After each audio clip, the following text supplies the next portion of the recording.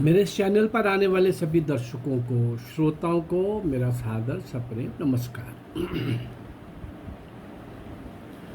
Doctor Keshavrao Baliram Hedgewar उन स्वतंत्रता सेनानियों ने जिन्होंने भारत की स्वतंत्रता के लिए सर्वस्व निछावर किया,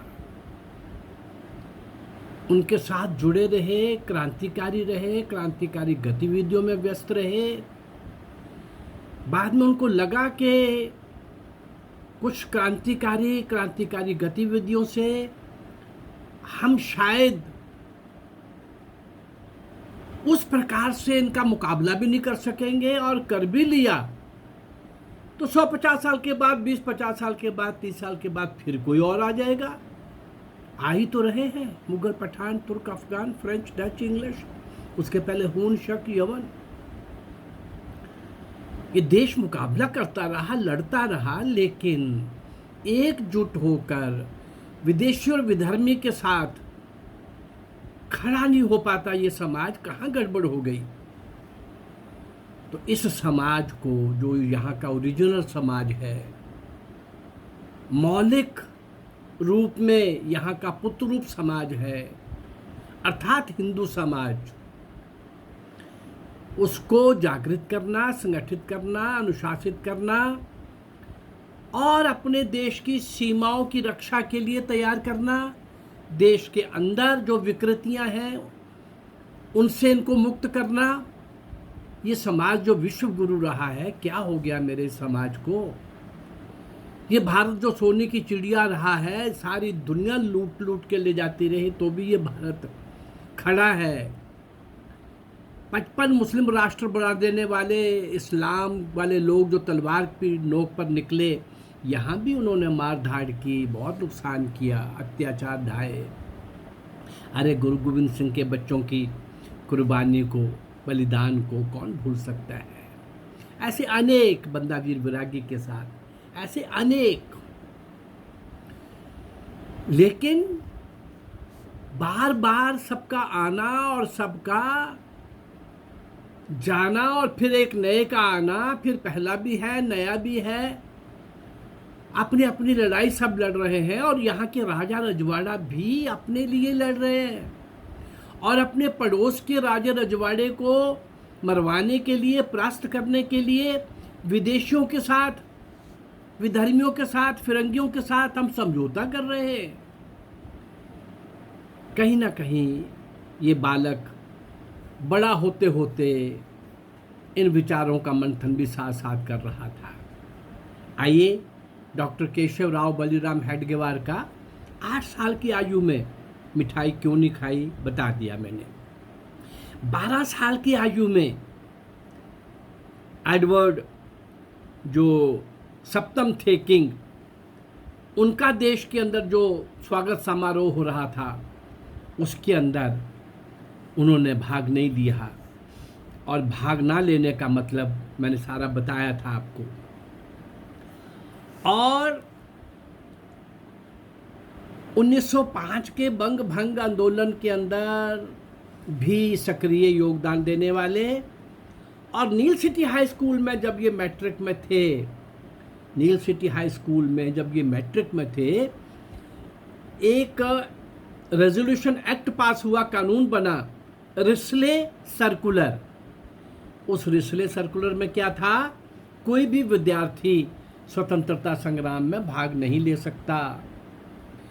किसी भी प्रकार के आंदोलन में, वो राजनीतिक गतिविधियों में भाग नहीं लेने का उसके अंदर आदेश था। लेकिन मैट्रिक में पढ़ने वाला ये विद्यार्थी, इसने रिस्ले सर्कुलर की भी धज्जियां उड़ा दी अपने स्कूल के अंदर। वंदे मातरम, वंदे मातरम। इतने व्यवहार कुशल थे, समझदार थे, और यशस्वी था ये बालक। बाकी क्लास के बालक भी इस बालक की बहुत अच्छे तरीके से मानते थे, बातें मानते थे, सबके लिए स्वीकार्य थे, सबके हीरो टाइप थे। चूँकि इनकी करनी और कथनी में अंतर नहीं था, आंखों से, चेहरे से, बॉडी लैंग्वेज से, शब्दों से, हृदय से सबको दिख रहा था कि ये बालक देशभक्ति से ओतप्रोत है। राष्ट्रभक्ति कूट कूट के इसके अंदर भरी हुई है। इसी नील सिटी हाई स्कूल में मैंने कल बताया था कि कैसे निरीक्षण करने के लिए जो निरीक्षक महोदय जो आए, एक इंस्पेक्टर आए, तो हर क्लास में 3 क्लासों के अंदर उसका स्वागत कैसे हुआ? वंदे मातरम से। वंदे मातरम से स्वागत का मतलब था सीधा सीधा ब्रिटिश सरकार का अपमान, और ब्रिटिश और वंदे मातरम का नारा लगाने का मतलब उस समय सीधा था।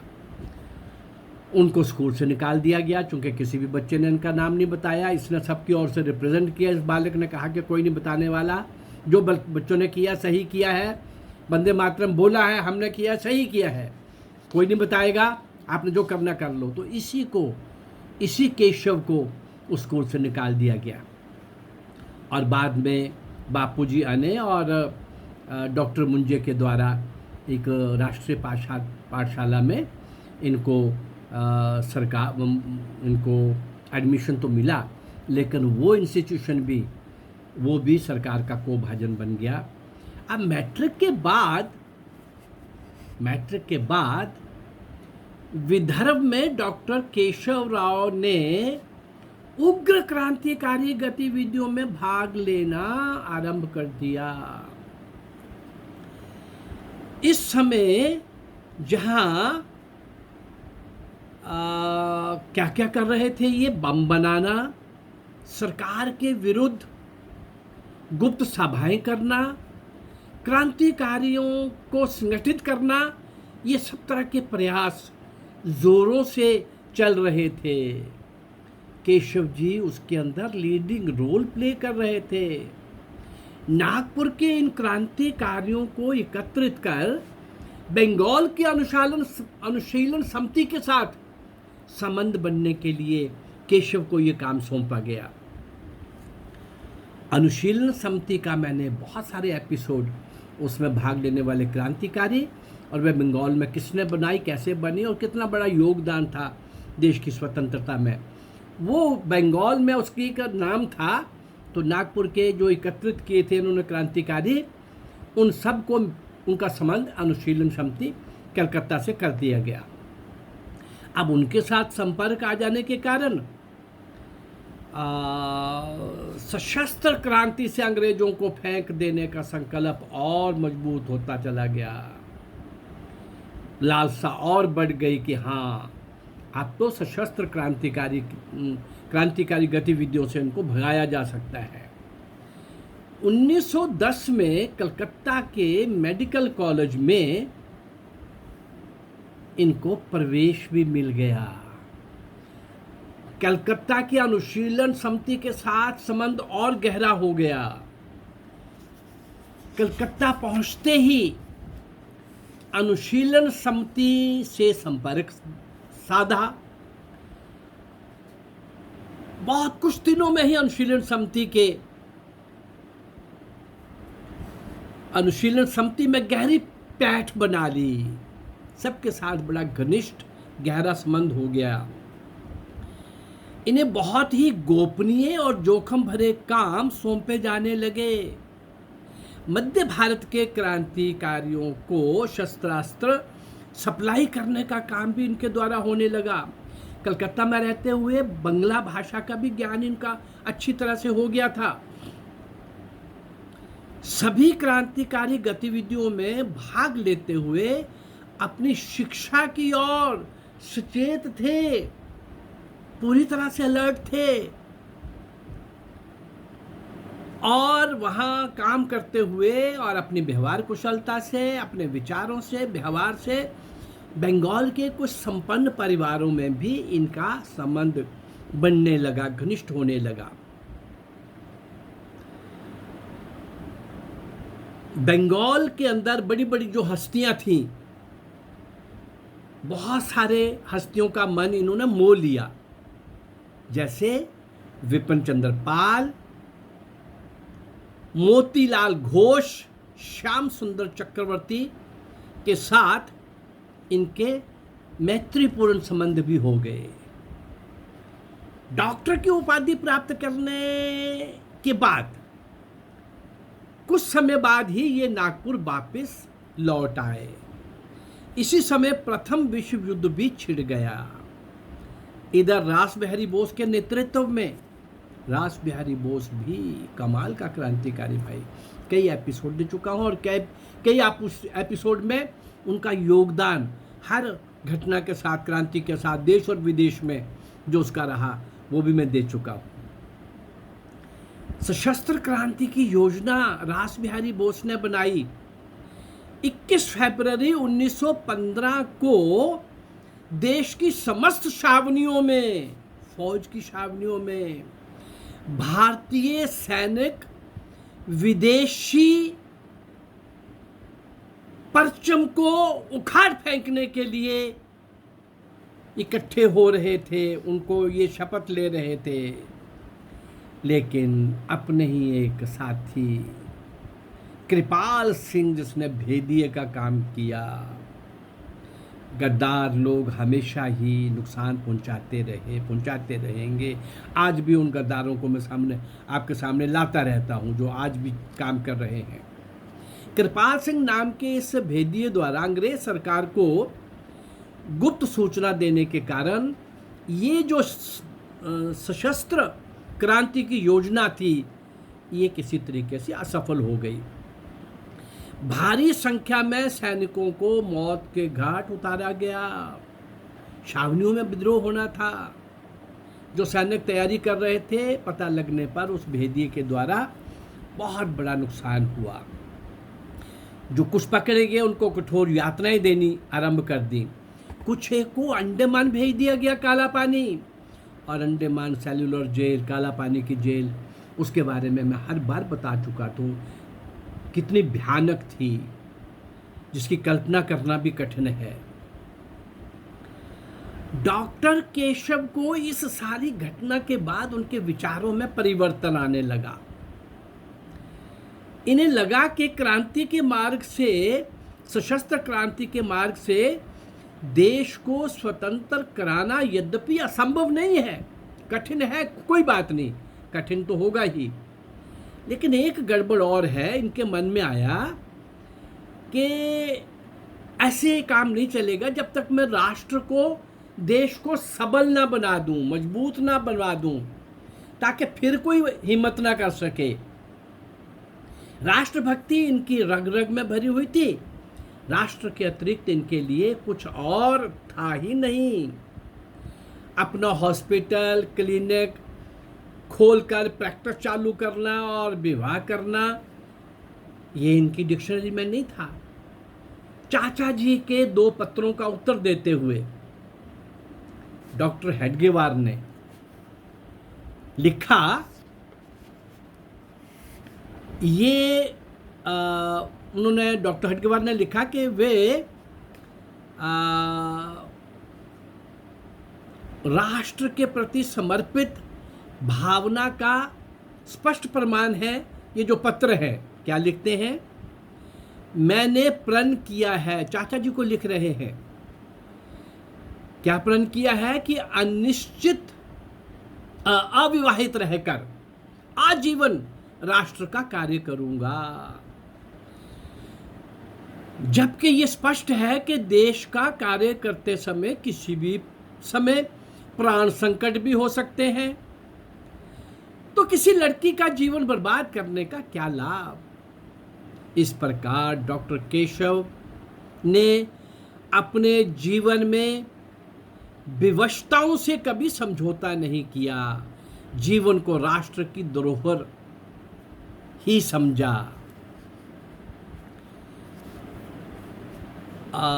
इन 2 पत्रों के उत्तर के बाद हम समझ सकते हैं कि इस डॉक्टर हेडगेवार के इरादे कितने बुलंद थे, कितने नेक थे, और जो चल रहा था उससे हट करके कुछ करने का संकल्प, चेष्टाएं, प्रयास कि मैं भारत को इतना मजबूत बना दूं कि फिर कभी गुलामी हमारे द्वार पर दस्तक न दे, बार बार गुलामी के हमें दर्शन न करने पड़े, बार बार मेरी भारत माँ गुलाम ना हो।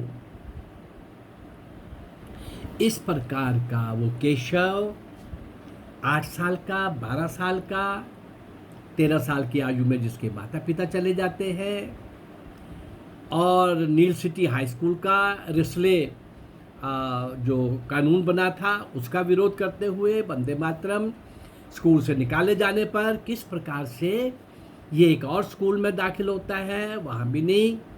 फिर कैसे ये किसी तरीके से बंगाल के अनुशीलन समिति के साथ यहाँ क्रांतिकारी गतिविधियों में भाग लेना शुरू हो गए थे मगध के अंदर, विदर्भ के अंदर।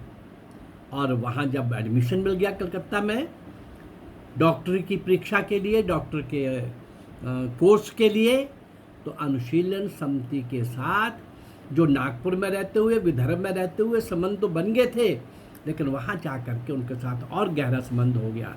मैं अभी तक आपके सामने ये विषय ला रहा हूँ कि जिसकी रग रग में देशभक्ति थी, राष्ट्रभक्ति थी, देश को अलग तरह से खड़ा करने चाहते थे, क्या चल रहा था पैरेलल, और कब इन्होंने सोचा कि भाई मुझे इस क्रांति के, सशस्त्र क्रांति के रास्ते से अलग होकर के समाज को मौलिक रूप में, वास्तविक रूप में उसको खड़ा करना होगा, और इस तरह से खड़ा करूंगा फिर कभी विदेशी विधर्मी हमारी तरफ आंख उठा के देख नहीं सकेगा।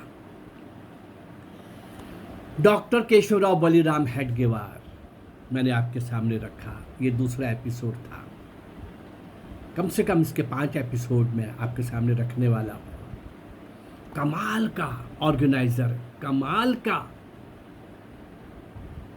का नई पद्धति दे करके इतनी बड़ी संस्था को खड़ा करने वाला, जिसका आज विश्वव्यापी एक संगठन है, उसका नाम है, उसका स्थान है, और यूनिक कार्य पद्धति के द्वारा व्यक्ति निर्माण करते हुए राष्ट्र और देश के लिए हर प्रकार का समर्पण का भाव जागृत करते हुए किस तरह से ये डॉक्टर केशव बलिराम हेडगेवार आगे बढ़ रहा है, इसकी चर्चा हम कल करेंगे। 190 वर्ष का 1757 से 1947 तक का 190 वर्ष के इतिहास में मैं आपके सामने 250, 250 वो क्रांतिकारी ला चुका हूँ जिनको कोई नहीं जानता। और डॉक्टर हेडगेवार के बारे में भी क्या सुनता हूँ मैं शाम को चैनल्स के अंदर, संघ का क्या योगदान है भारत की स्वतंत्रता में। उन अनार्यों को, स्वार्थियों को, अंधे लोगों को पता ही नहीं है स्वतंत्रता संग्राम क्या था।